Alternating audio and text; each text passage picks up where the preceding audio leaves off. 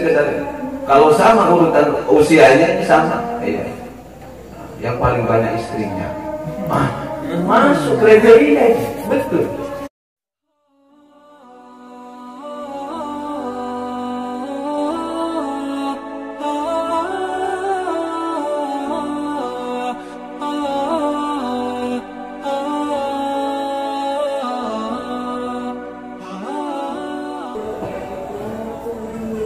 Assalamualaikum warahmatullahi wabarakatuh. Waalaikumsalam warahmatullahi wabarakatuh. Bismillahirrahmanirrahim. Habibina wa syafiina Rasulillah Sayyidina Muhammad ibn Abdullah wa ala alihi wa ashabihi wa azwajihi wa dzurriyyatihi wa qurratihi wa sayyidi khalqihi wa anbiya'ihi wa mursalin wa ala alihi wa laimatul mujtahidin والتابعين وتابع التابعين ومن تبعهم بإحسان إلى يوم الدين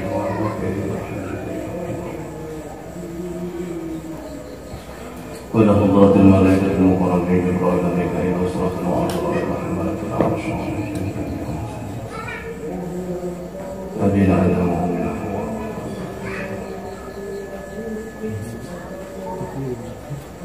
شيخنا خالد بن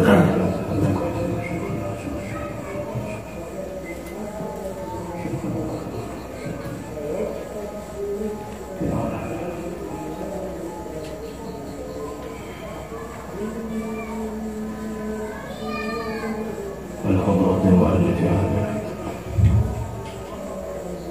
أبي زكريا وصلهم وفروعهم والمنتسبين إليهم ووالدهم وواحدهم من الله ويعد علينا من بركتهم وبركة علمهم وسبهم وأسرارهم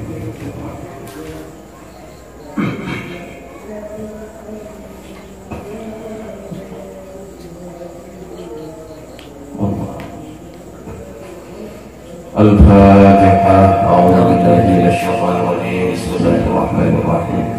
الحمد لله رب العالمين الرحمن الرحيم مالك يوم الدين إياك نعبد وإياك نستعين اهدنا الصراط المستقيم صراط الذين أنعمت عليهم غير المغضوب عليهم ولا الضالين.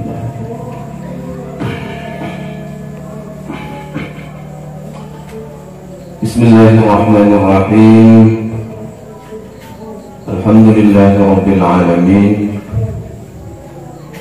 وبه نستعين على أمور الدنيا والدين والصلاة والسلام على أشرف الأنبياء والمرسلين سيدنا محمد صلى الله عليه وسلم وعلى آله وصحبه أجمعين. سبحانك لا علم لنا إلا ما علمتنا إنك أنت العليم الحكيم. رب اشرح لي صدري ويسر لي أمري واحلل عقدة من لساني يفقهوا قولي.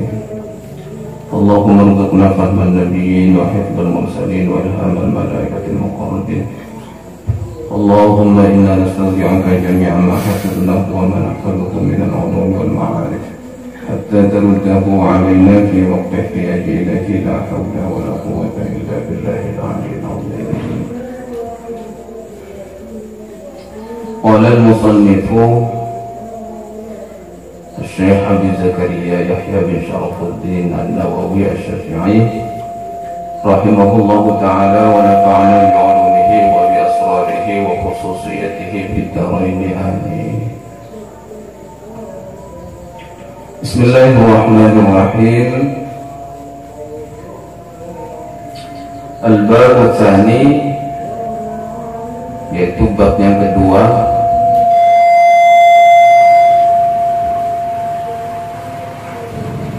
fi tarjihil qiraati wal qari'i ala ghairihima.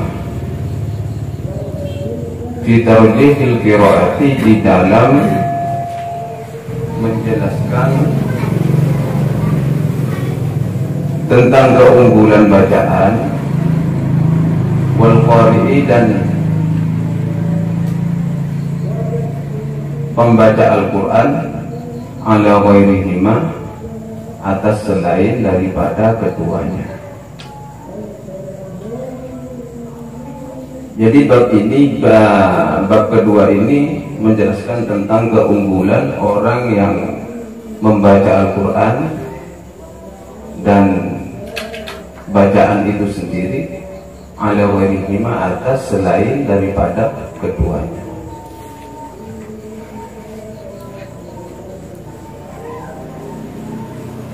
Sabata an Abi Mas'ud al-Ansari al-Badri radhiyallahu anhu, dari Abi Mas'ud al-Ansari al-Badri radhiyallahu anhu, an Rasulullah sallallahu alaihi wasallam, dari Sayyiduna Muhammad Rasulullah sallallahu alaihi wasallam, qala, dialah telah bersabda, sabda Nabi, ya ummul qawma aqra'uhum li kitabillahi ta'ala. Ya ummu, menjadi imam, al-qawma kepada kaum, aqra'uhum, ialah yang paling banyak membaca dari mereka, li kitabillahi ta'ala, terhadap kitab Allah Ta'ala. Artinya yang paling pantas, yang seharusnya didahulukan untuk menjadi pemimpin atau imam bagi kaum itu sendiri adalah orang yang paling banyak membaca terhadap kitab Allah, terhadap Al-Quran. Rawahu Muslim, diriwayatkan oleh Imam Muslim. Jadi ini adalah maratib, kedudukan atau posisi yang diberikan kepada para penghafal Al-Quran atau Ahlul Quran. Jadi demikian mulianya para penghafal Al-Quran, sehingga Rasulullah bersabda, sangatlah pantas bagi para penghafal Al-Quran itu menjadi imam bagi setiap golongan, kaum, komunitas.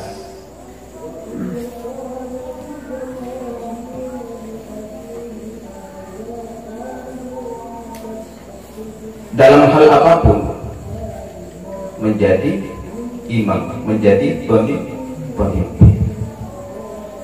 Cuma di dalam beberapa hadis diriwayatkan, di sini penekanannya kepada imam sholat, penekanannya kepada imam sholat. Jadi maratibnya di sini saya mendapatkan keterangan dari beberapa kitab rujukan. Fa'ahabbun nas bil imamah, artinya yang lebih berhaknya orang untuk menjadi imam, yang pertama urutan keimaman ini maratibnya. Yang pertama al-wali walau fasiqun, seorang pemimpin walaupun dirinya fasik. Pemimpin apa? Ya pemimpin. Kalau ikut desa atau pemimpin, kepala desa ya, kepala desa kan komunitas desa ya, satu kaum di dalam desa ya, pemimpin. Yang kedua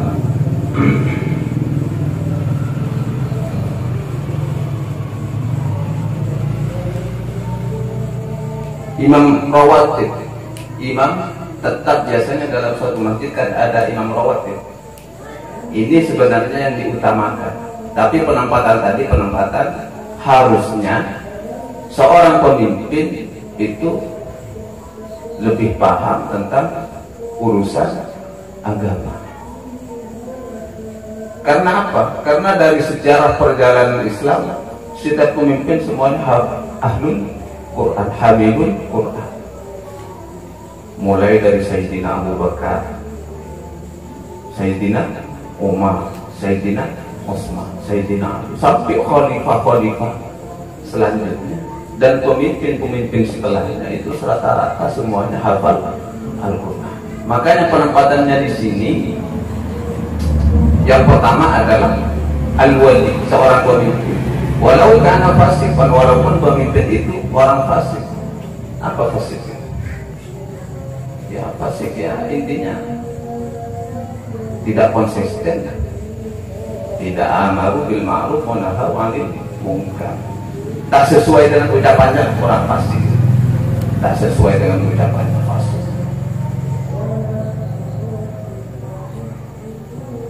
Yang kedua imam rawatib.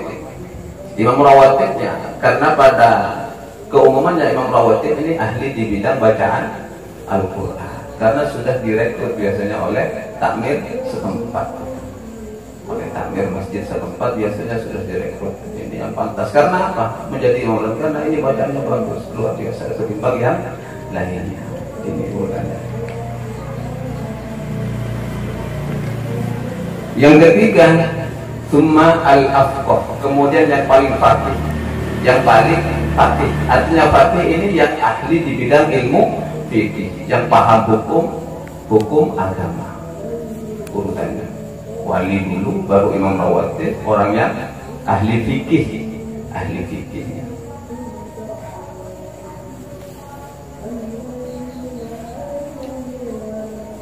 Yang keempat yaitu summal aqra, apa? Paling banyak membaca Al-Quran. Artinya al-aqra di sini ay al-ahfad, yang paling banyak hafalannya. Bukan cuma sering membaca, tapi paling banyak hafalannya.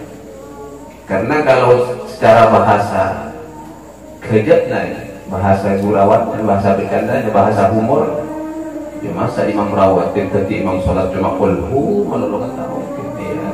Artinya variasinya kurang, sehingga daya tariknya kepada jamaah kurang.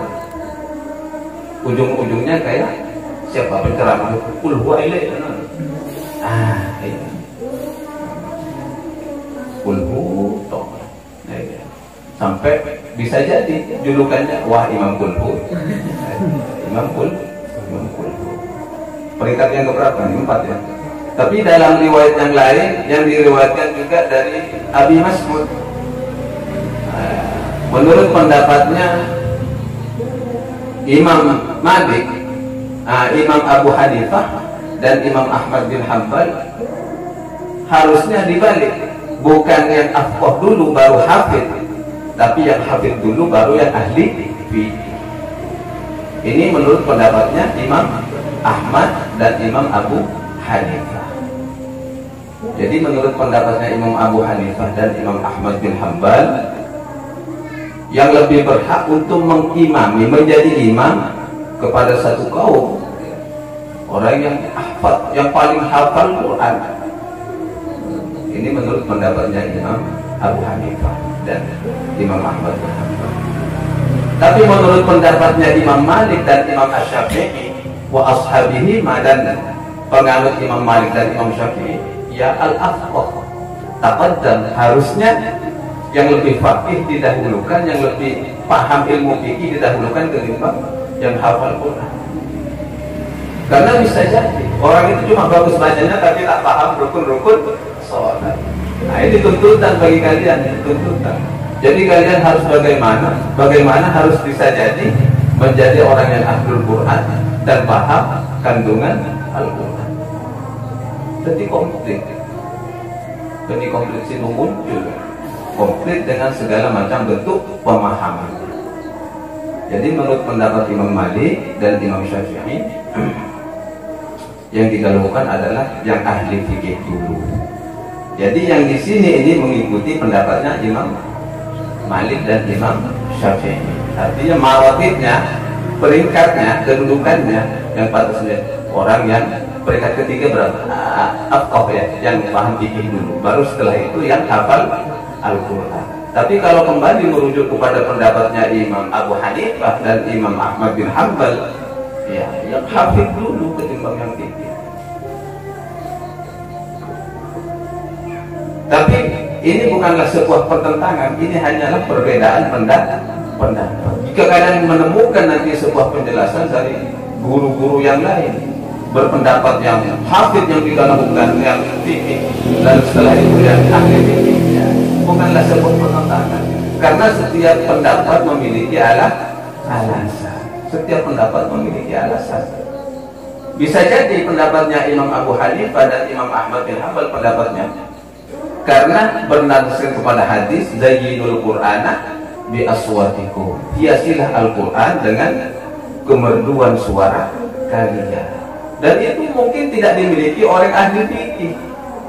Mungkin orang ahli fikih bisa baca Al-Quran juga, paham rukunnya, tapi suaranya kurang bagus, kayak friend atau gelerger, iya kan? Ya, tapi kalau gelerger kan di bahasa Indonesia kan menggelegar, menggelegar. Tapi menggelegar yang bikin tutup telinga. Kenapa? Nyaman sekali. Jadi seperti itu. Dari beberapa alasan menjadi pendapat para a'imah masing-masing imam mujtahid. Imam Malik dan Imam Syafi'i apa pendapatnya? Karena sholat itu butuh syarat dan rukunnya, harus tahu syarat rukunnya menjadi imam. Walaupun suara tak terlalu bagus, tapi yang dibutuhkan sahnya sholat dan rukun syaratnya. Karena bisa jadi orang itu cuma suaranya bagus, tapi syarat rukunnya tak paham tentang hukum-hukum batalnya sholat, dia tak paham. Yang penting apa dan sama-sama. Jadi memiliki pendapat masing-masing. Terus peringkat yang kelima apa? Al-awra, yang paling wara. Apa wara? Orang yang berhati-hati menghadapi sesuatu, entah ini halal atau haram. Orang yang hati-hati.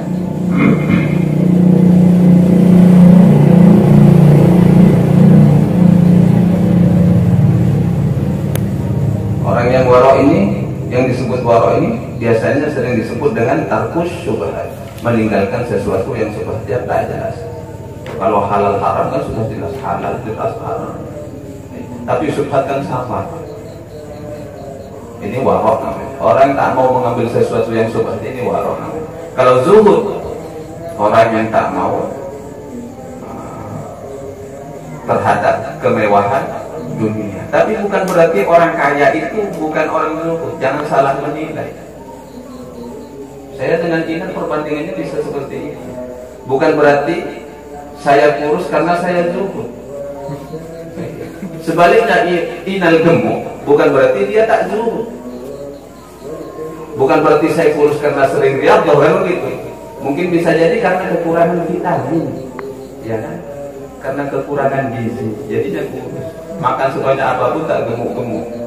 Sebaliknya Inan gemuk karena bukan mungkin dia tamak terhadap, bukan tak berarti dia zuhud, tapi bisa jadi dia makan sedikit tapi badannya bongsor, gembor. Jadi bisa kau langsung SD.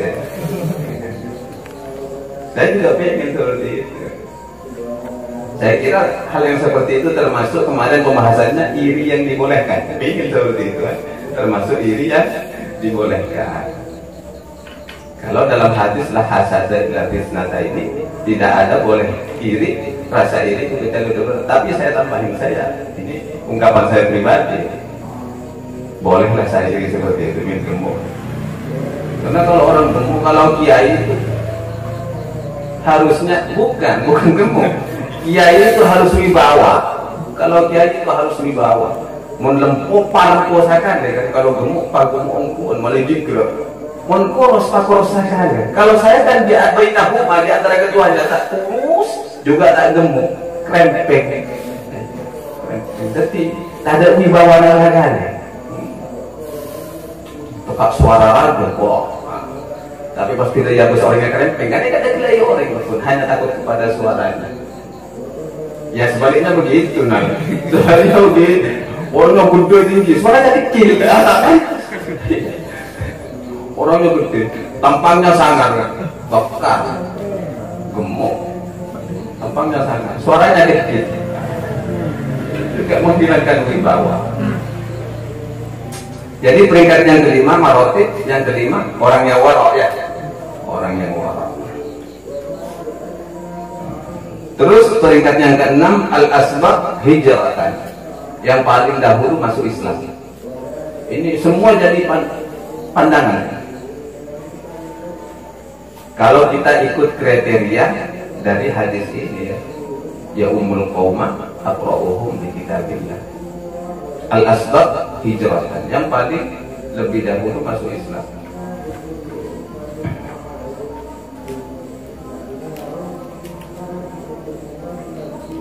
Terus Summan nasib. Nah, nasib masuk. Nasib. Tapi di sini nasib bukan pesot, pesin, nasib. Darah biru contohnya, keturunan bangsawan, an-nasib. Ini siapa ini? Lora, mungkin bahasa begitulah umumnya. Keturunan bangsawan. Ini, tapi kriteria untuk berapa ini?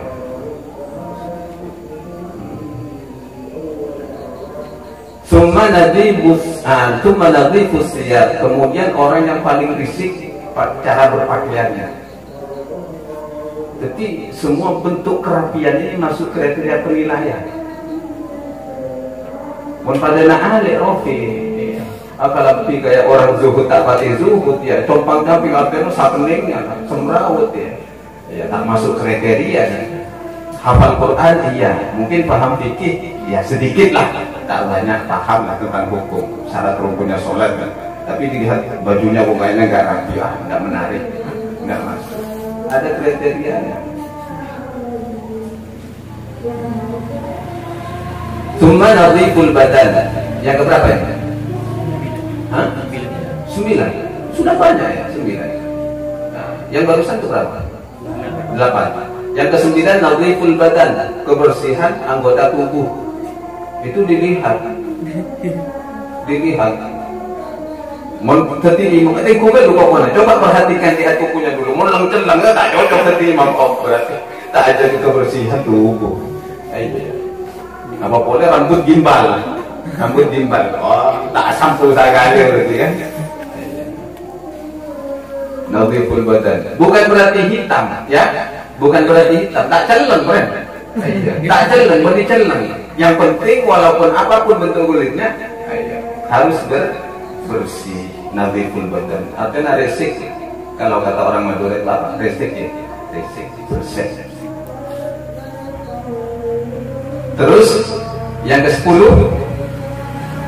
ya, yang ke-10 hasunus surah, memiliki wajah yang tampan. Masuk kriteria, masuk kriteria. Jadi ketampanan wajahnya ikuti ya. Ini cakap apa enggak? Jadi yang untungnya ya alhamdulillahnya saya ganteng. Alhamdulillah ganteng. Tak ganteng dan ngakui sesuatu yang bikin ganteng ya.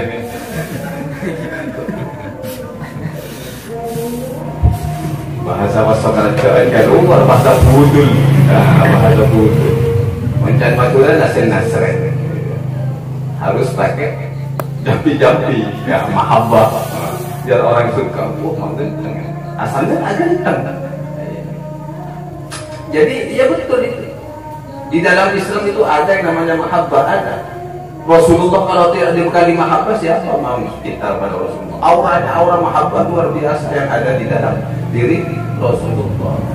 Setiap nabi memiliki aura mahabbah masing-masing. Cuma itu kan bukan cintaan, sudah pemberian. Tapi kalau Rafi kan minta. Kalau Rafi kan minta biar disukai maksudnya gitu. Nabi Musa diberikan aura mahabbah luar biasa, sehingga orang itu bukan cuma memiliki hormat dan tunduk kepada Nabi Musa, tapi memiliki rasa cinta. Karena seorang pengikut di saat tidak ada cinta di dalam dirinya, dia mudah apa namanya? Membangkang, berbelok, mengkhianat. Tapi kalau sudah ada rasa cinta, akan mempertahankan kecintaannya. Apa dalilnya di dalam Al-Quran? Wa alqaitu alaika mahabbatan minni wa litusna'a ala ini untuk Nabi Musa. Jadi mau dibaca ya bisa ya. Dibaca juga bisa. Akan memancarkan aura mahabbah. Kan bagus toh. Aura mahabbah itu di saat terpancar sehingga menghilangkan yang namanya kontroversi. Orang senang, orang lebur. Sepenting kan tak makila orang. Yang dalam fikih sempat dibasul masailkan itu, jika di saat mungkin bahasa Jawa apa pelet ya, pelet itu yang membuat orang itu menjadi gila sampai lupa kepada dirinya sendiri. Ada pelet yang seperti itu. Sampai orang yang dipelet itu yang diharapkan.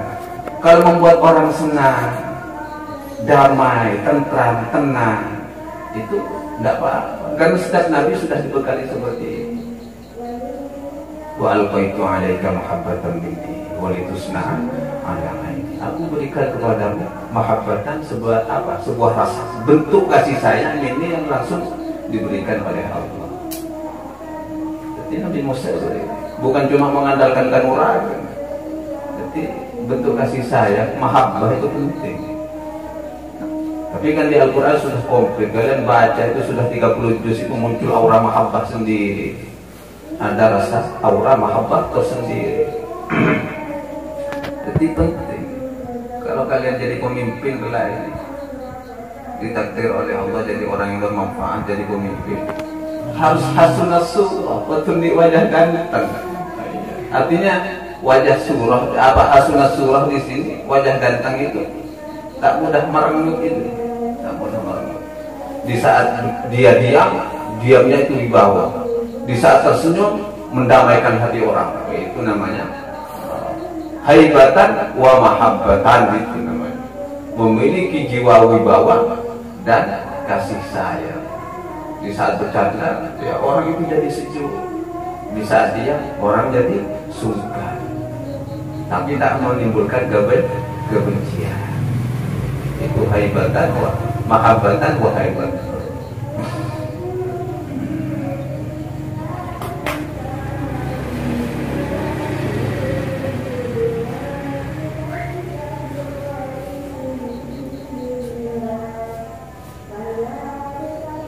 Terus yang terakhir al-adlu, yaitu orang yang bersikap adil. Dan adil ini dalam sebuah pendapat didahulukan daripada yang fasik. Adil. Ini kalau dirunut banyak. Makanya untuk menjadi syarat di Masjidil Haram, syaratnya banyak. Kalau haji tadi masuk karena ada punya jenggot. Dulu guru kita ini almarhum Allahumma ighfir lahu, Kiai Haji Basri Alwi, pernah ditawari untuk menjadi imam Masjidil Haram. Imam Masjidil Haram. Karena beliau ini memang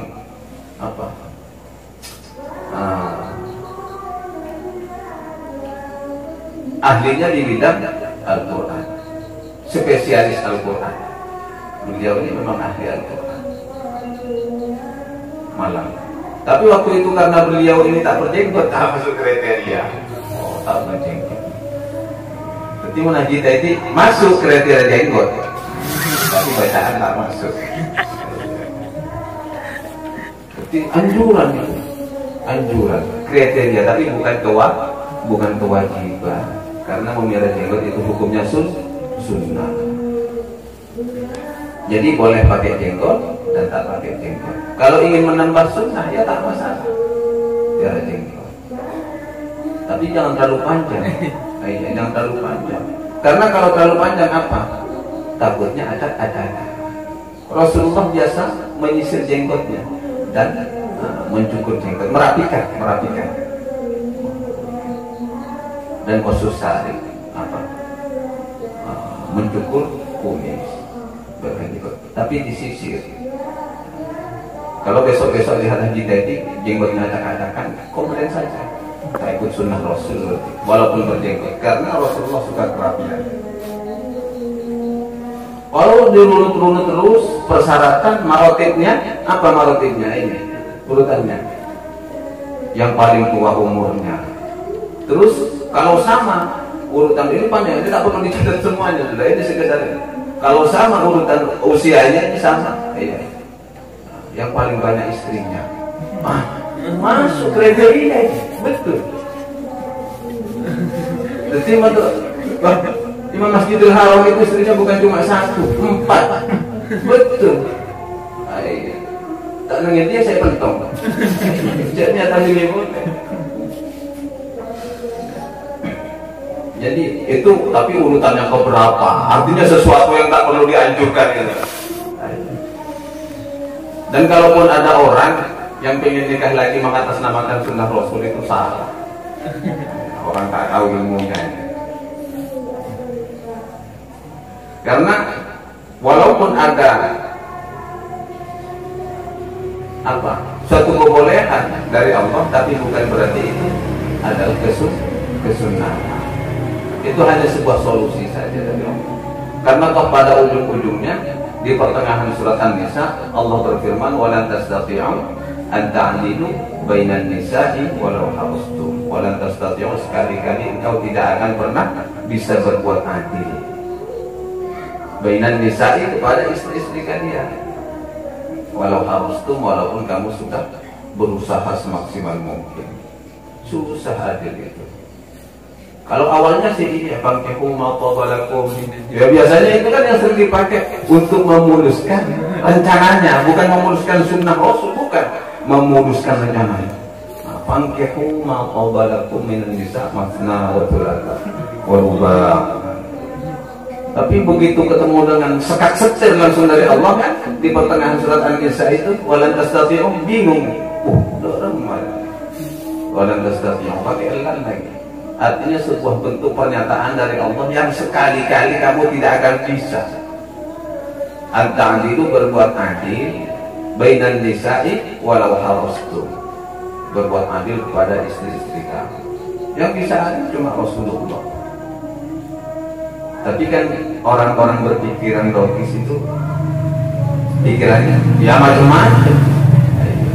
Adil itu kan konsepnya intern, bukan publik. Iya kan, konsep itu. Karena pandangannya seperti itu orangnya. Ya tapi ini kan pembahasan imam, sudah tahu terlalu jauh. Kalau Haji Teddy ya seneng-seneng aja kan.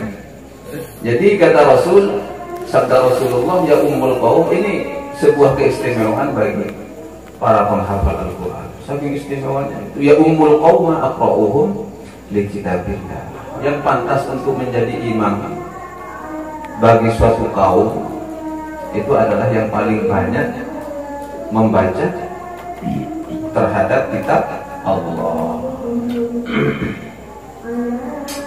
Wa 'an Ibnu Abbas radhiyallahu anhuma qala, wa 'an Ibnu Abbas, dan dari Ibnu Abbas radhiyallahu anhuma qala, telah berkata siapa Ibnu Abbas, kana al-qurra'u ashab majlisi Umar radhiyallahu anhu wa musyawaratihi kuhulan. Bisa dibaca kahulan, bisa dibaca kuhulan, maknanya sama. Kanu au subbanan.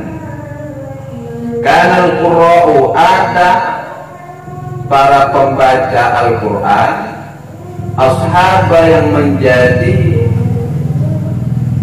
ashab majlisi Umar, yang menjadi sahabat majlisnya Sayyidina Umar.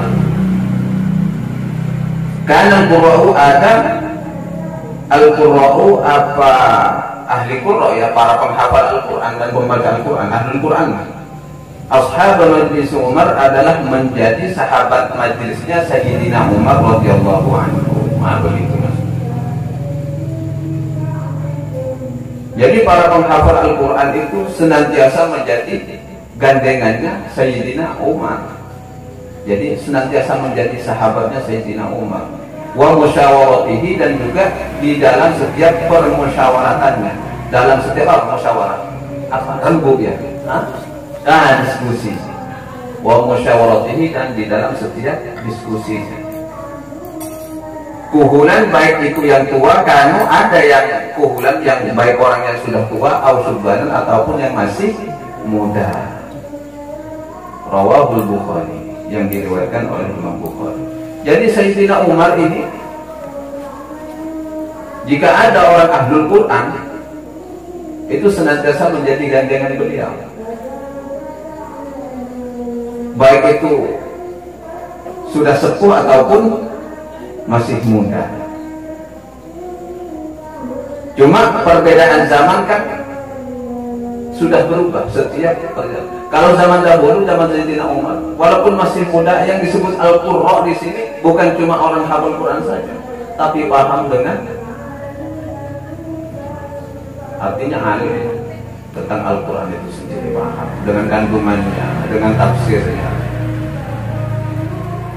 Makanya senantiasa Sayyidina Umar itu bermusyawarah, berdiskusi ya, dengan para ahli Quran. memutuskan setiap masalah yang ada waktu di zaman kekhalifahan Sayyidina Umar ya dengan para ahlul Quran, baik yang sudah sepuh maupun yang masih muda. Jadi karena orang ahlul Quran itu istimewa walaupun masih muda, ya luar biasa. Wa sayati fil bab ba'da hadza ahaditsun tadkhulu fi hadzal bab. Wa sayati dan akan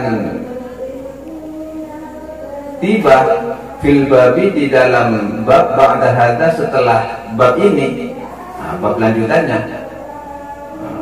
Ahaditsun beberapa hadis tadkhulu fi hadzal bab yang juga tudkhulu bisa, tadkhulu bisa yang masuk ke dalam bab ini. Artinya bab ini juga masuk kepada bab setelah pembahasan hadis ini.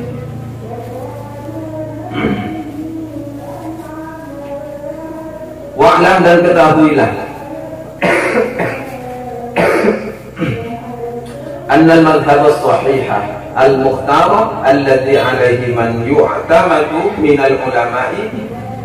Wa'lam dan ketahuilah anna al-madhhab as-sahih al-mukhtar, sesungguhnya madhab yang sahihah, yang sahih, al-mukhtar lagi terpilih, alladhi alaihi, adalah orang yang alaihi atas madhab yang sahih ini adalah orang yang yu'tamadu, menyandarkan minal ulama, dari beberapa ulama, yang telah menyandarkan minal ulama dari beberapa ulama, anna qira'at al-Quran, sesungguhnya qira'at al-Quran, membaca Al-Quran, afdalu minat tasbih, ialah lebih utama minat tasbih dari bacaan tasbih. Subhanallah, alhamdulillah, wa tahlil dan bacaan tahlil, wa wairihima dan lain daripada keduanya.